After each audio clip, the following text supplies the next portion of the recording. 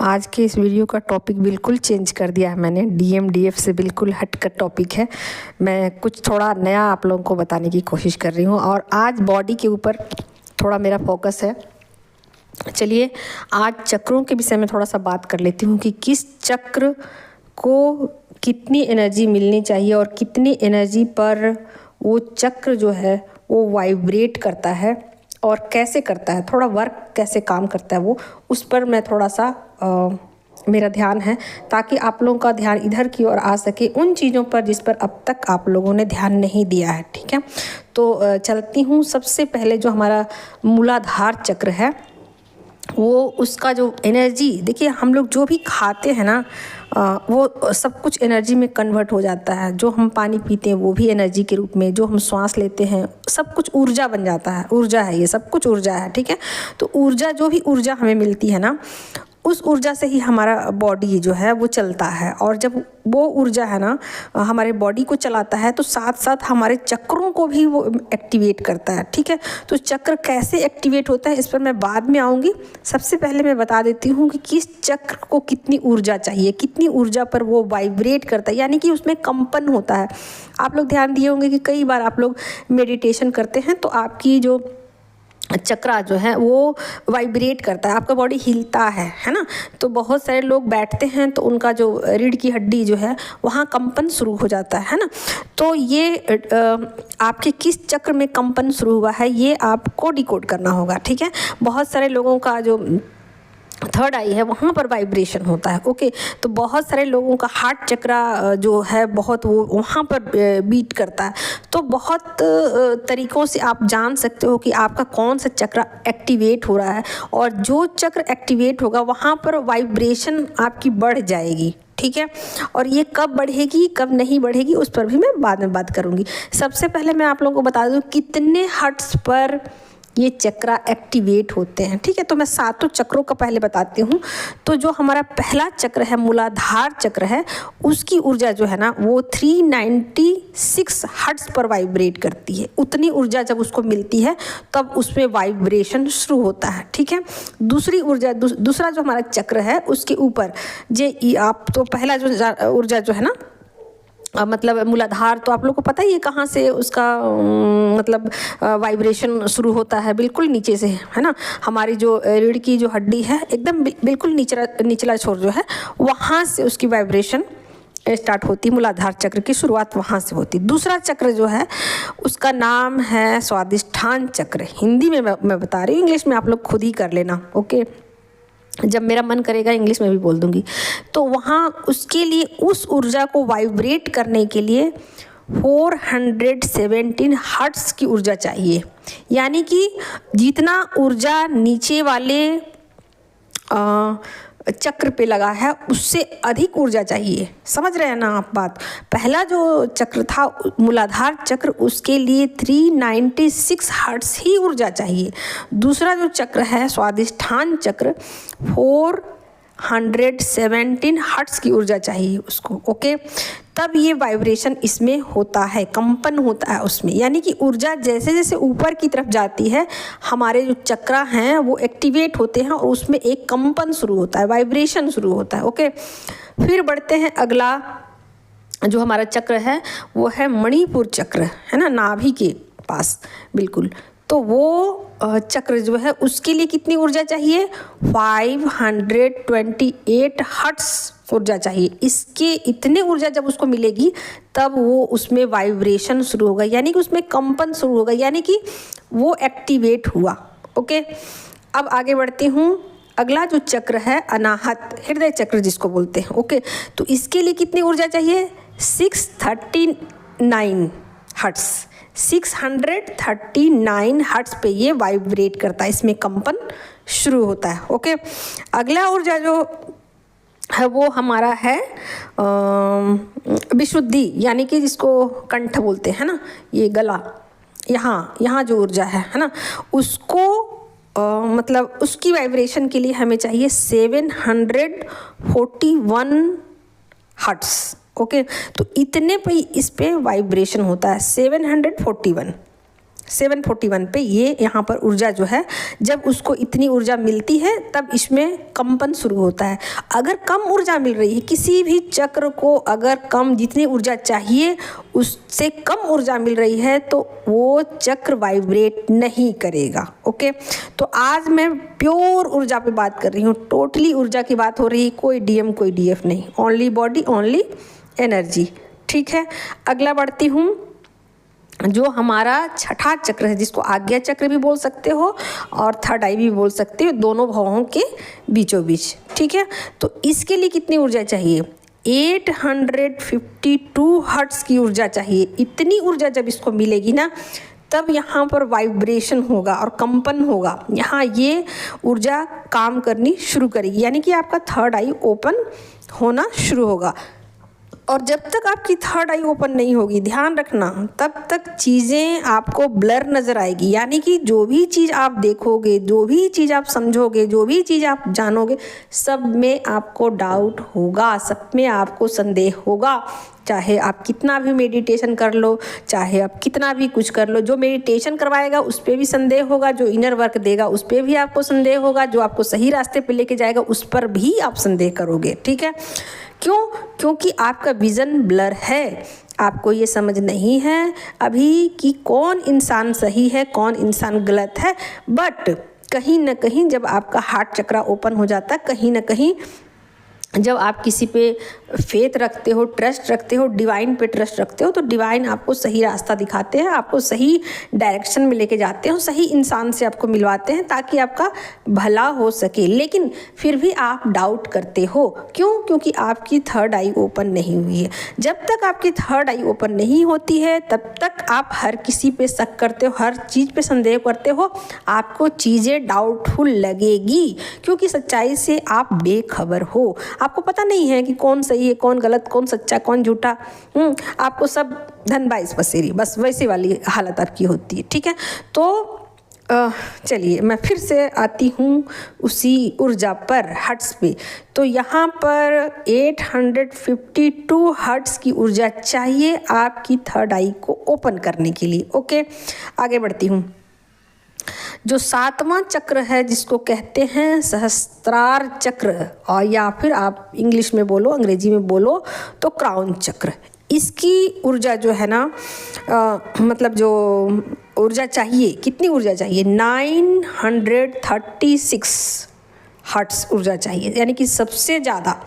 आप सोचो कि ये स्टार्टिंग कहाँ से हुई? 396 हर्ट्स की ऊर्जा चाहिए मूलाधार चक्र को एक्टिव करने के लिए, और क्राउन चक्र को कितनी ऊर्जा चाहिए? 936 हर्ट्स की ऊर्जा चाहिए इसकी वाइब्रेशन को बढ़ाने के लिए, क्राउन चक्र के। ठीक है, और ये चक्र एक बार एक्टिव हो जाते हैं तो इसका ये मतलब नहीं है कि ये बंद नहीं होंगे, ऐसा नहीं है। लेकिन एक बार जब ये चक्र ओपन हो जाते हैं, फिर बाद में ये आपके लिए इजी हो जाता है कि आपको पता चल जाता है, जैसे होता है किसी चीज़ का नॉलेज हो जाना, है ना।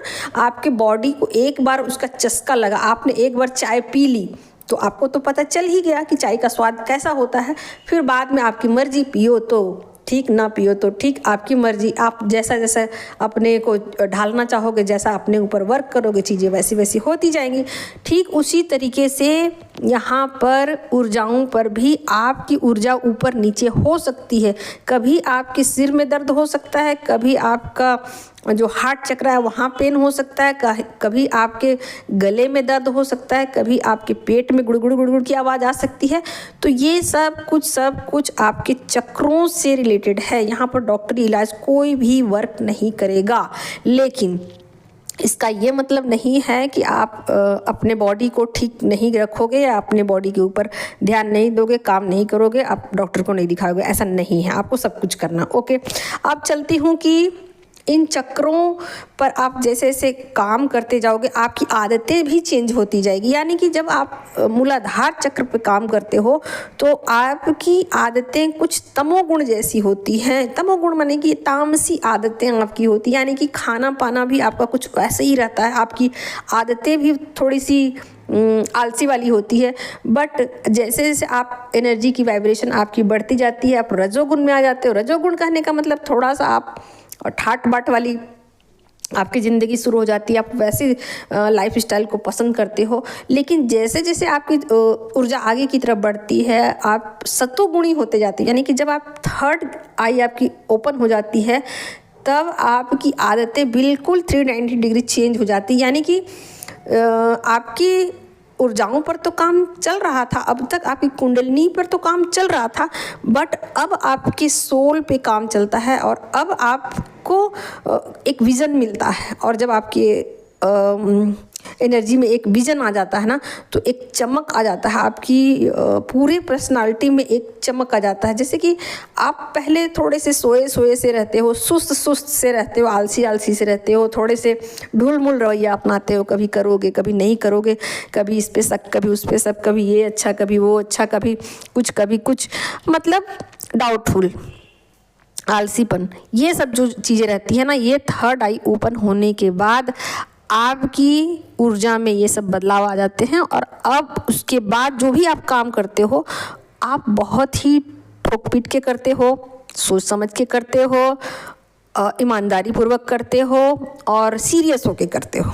ठीक है, क्यों? क्योंकि अब आपकी थर्ड आई ओपन हो गई और आपको पता चल गया, आपको विज़न मिल गया, आपको पता चल गया कि कौन सही कौन गलत, कौन अच्छा कौन झूठा, क्या करने से क्या होगा, क्या करने से क्या नहीं होगा, आपके लिए क्या सही है, दूसरों के लिए क्या सही है। ठीक है, तो चलिए, ये तो मैंने बात कर ली विज़न की भी, और चक्रों की ऊर्जा कितनी चाहिए उसकी भी बात हो गई।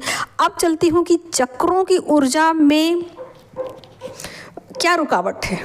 ठीक है, अगर चक्रों की ऊर्जा कैसे एक्टिव होती है, अगर मान लीजिए कि आप खाना पर भी थोड़ा सा चली जाती हूँ मैं, थोड़ा सा आज मेरा मन हो रहा है कि आप लोगों को थोड़ा खाने का भी डिटेल बता दूं, क्योंकि मैं कुछ ऐसा प्रोग्राम लेके नहीं बैठती हूँ कि आज मुझे ये करना वो करना, बस मेरा मन किया कि चलो आज ऊर्जा पर बना दूं, तो बस ऊर्जा पर ही बना दिया वीडियो। ठीक है, तो चलिए आज मैं थोड़ा सा आप लोग को ये भी बता दूं कि ये सोल जो है ना, आपकी जो चक्रा जो है ना, इसको कैसे ऊर्जा मिलती है और कैसे ये एक्टिव हो जाते हैं। ठीक है, बाकी फिर किसी और वीडियो में बनते रहेंगे, टॉपिक तो कभी ख़त्म होने वाला नहीं है, बहुत लंबा चौड़ा इसका कहानी है, कभी ना ख़त्म होने वाली कहानी है ये।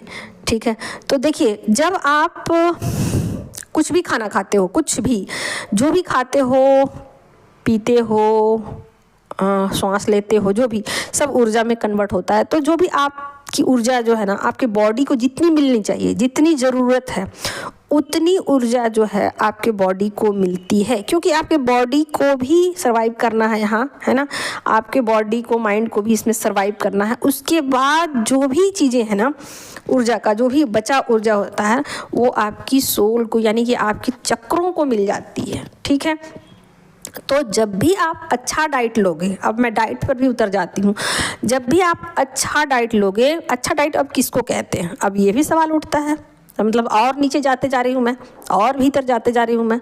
तो देखिए, अच्छा डाइट कहने का मतलब है सभी डाइट दुनिया में अच्छे ही होते हैं, जो जीभ को पसंद आ जाता है सब कुछ अच्छा है। ओके, तो किसी चीज़ पे संदेह ना कीजिएगा, सब कुछ ईश्वर का बनाया हुआ है, तो मैं किसी चीज़ पर नहीं जा रही हूँ। सिर्फ मेरा कहना इतना है कि जो लोग सोल जर्नी पे हैं, जो लोग स्पिरिचुअल जर्नी पे हैं, उनके लिए जो अच्छा है वो खाना अच्छा है।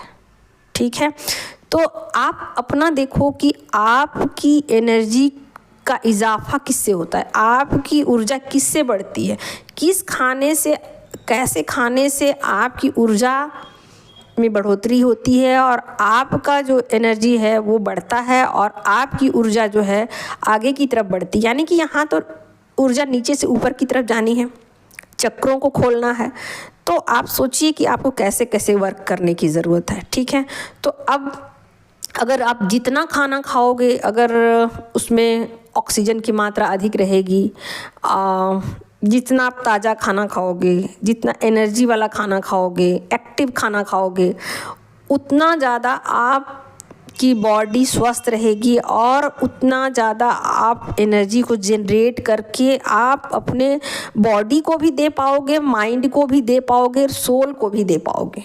ठीक है, अब आपको समझ में आ गई होगी बातें मैं क्या कहना चाहती हूँ।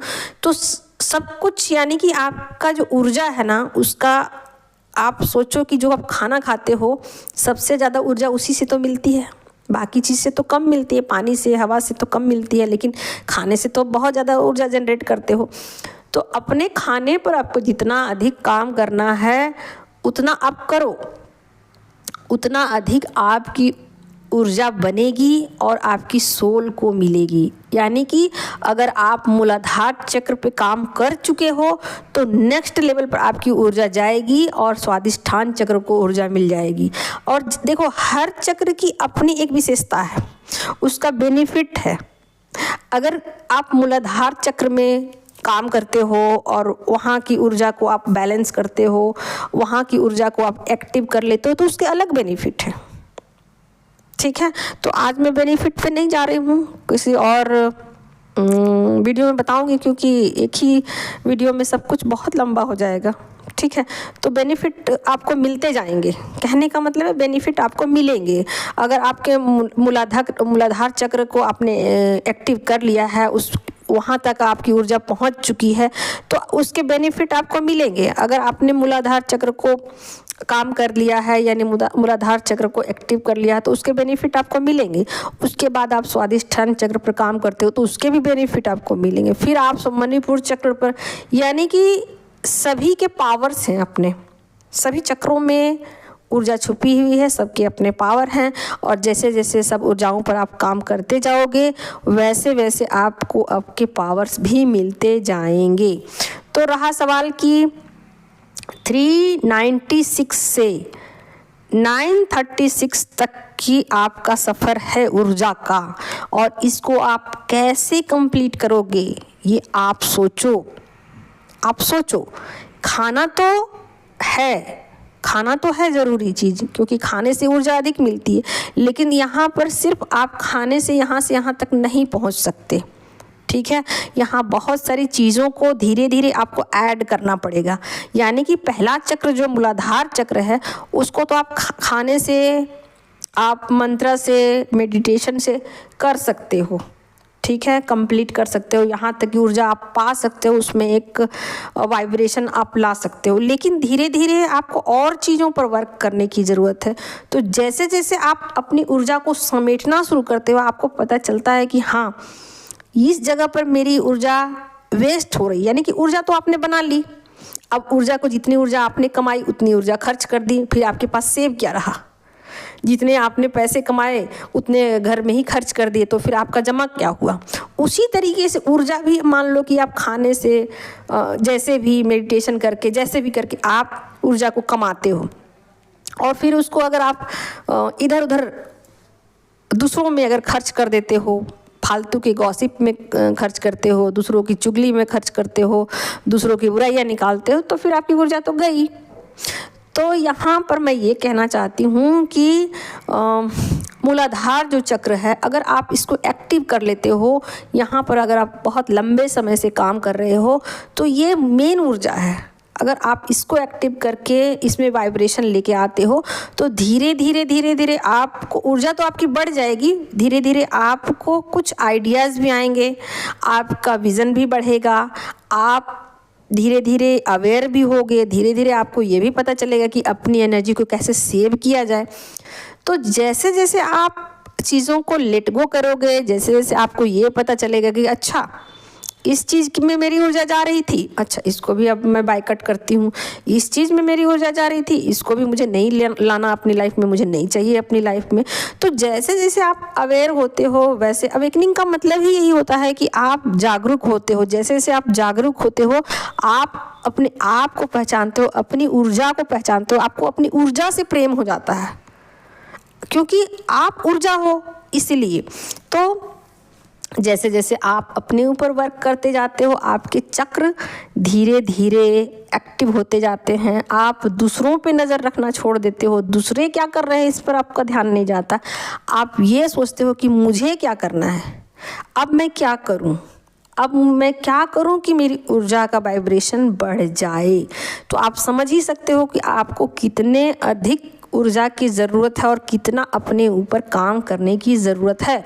अगर आप एक जन्म में पूरा नहीं कर पाओगे, आप मान लीजिए कि 2 ही चक्र 3 ही चक्र में आपकी एज हो गई, आप 40 के हो गए, 45 के हो गए, 60 के हो गए और हिम्मत हार बैठे, हिम्मत हार बैठे, फिर तो आप नेक्स्ट बर्थ में आप उसी ऊर्जा के साथ फिर से आप काम करोगे, क्योंकि 3 चक्र मान लीजिए आपने खोल लिए पास्ट लाइफ में, तो अब आपके पास बाकी जो 4 चक्र बचे उस पर आपको काम करने होंगे और आपके पास उसका नॉलेज होगा, पहले से होगा। ऐसा नहीं है कि आपको फिर से अब मूलाधार चक्र से काम करना होगा, नहीं, आप शुरुआत तो जरूर करोगे, लेकिन आपकी ऊर्जा तुरंत ही वहाँ से वहाँ आगे की तरफ ऑटोमेटिक रूप से आ जाएगी चौथे चक्र पे। तो इस तरीके से आप जितना काम कर सको एक बर्थ में आपके लिए अच्छा है। खाने पे जितना अधिक आप ऊर्जा वाला खाना खाओ, एक्टिव खाना खाओ, फास्ट फूड मत खाओ, जितना अधिक आप प्राणायाम वगैरह करते हो, जितना अधिक मंत्रा चैंटिंग करते हो, जो भी जिससे कि ऊर्जा की वाइब्रेशन बढ़े, जैसे जैसे आप अपने ऊपर वर्क करते हो, जैसे जैसे चीज़ों को लेट गो करते हो, जैसे जैसे एनर्जी को सेव करते हो, वैसे वैसे आपके चक्र खुलते जाते हैं और आपकी ऊर्जा में इजाफा होता जाता है और आपकी जो चक्रा में है ना वाइब्रेशन शुरू हो जाता है। और वो चक्र जब वाइब्रेट करते हैं ना, शुरुआत में थोड़ा पेन भी आपको हो सकता है, आपको ऐसा लग सकता है कि ये अब तक तो मेरे साथ हुआ नहीं, अब क्या हो रहा है। कभी कभी आपकी आंखें फड़कनी शुरू हो जाएगी, कभी कभी आपके जो है ना सीने में दर्द होना शुरू हो जाएगा, दोनों पसलियों के बीच में जो है वहाँ दर्द हो जाएगा, कभी आपके पेट में गुड़गुड़ाहट जैसी लगेगी, कभी आपके सिर में लगेगा कि एक तरफ का सिर फटा जा रहा है आपका, है ना। तो ये सब संकेत हैं कि आपकी ऊर्जा जो है ना वहाँ तक पहुँच रही है, तो आपके काम करने के ऊपर है सब कुछ। तो आज का मेरा छोटा सा वीडियो यही था दोस्तों। चलिए, take care, love you all, thank you so much. और जिनको भी मेडिटेशन क्लास ज्वाइन करने की इच्छा है वो लोग फटाफट आइए और बुकिंग कराइए।